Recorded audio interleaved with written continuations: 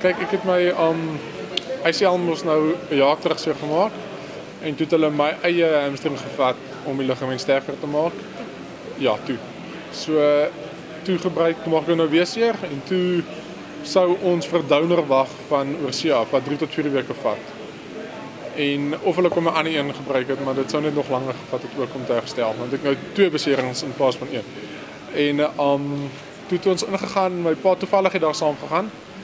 En toe praat my dokter en so aan en net op pad uit toe sê my pa maar kan ons syne gebruik.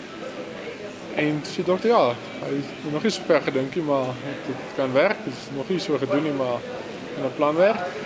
En toe daarvan af binne 5 minute toe was alles geskeduleer, die operasie, alles. Kyk, ons is 4 seuns, so ons almal was maar baie stout. Ek het die plaas geloof.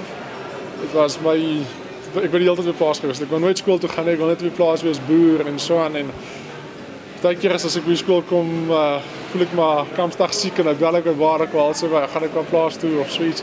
Ek het nou baie keer het ons gegaan en as jy spreier aangewees by laerskool en dan oefen ons in die modder en so en as ons daar klaar spring ons in die dam om die modder af te was en dan kwaal my ma my, moet ek maar agter in die boot in die kar sit, anders sit ek al die sitplekke nat.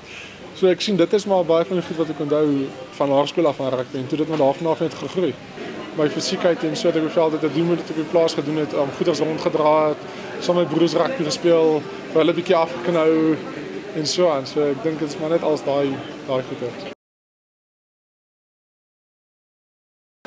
Omdat my oupa oorspronklik was, het dit nogal baie selfversekerheid en ek het baie myself geglo, omdat hy het ook al gemaak het en ek weet dit is onmoontlik en die gene speel ook 'n groot rol. So ook omdat ons op die plaas groot geraak het, voel dit vir my het ons 'n bietjie 'n voordeel bo ander mense wat in die stad groot raak omdat ons meer aktief is en meer buite kan rondspeel en jou liggaam beter leer ken.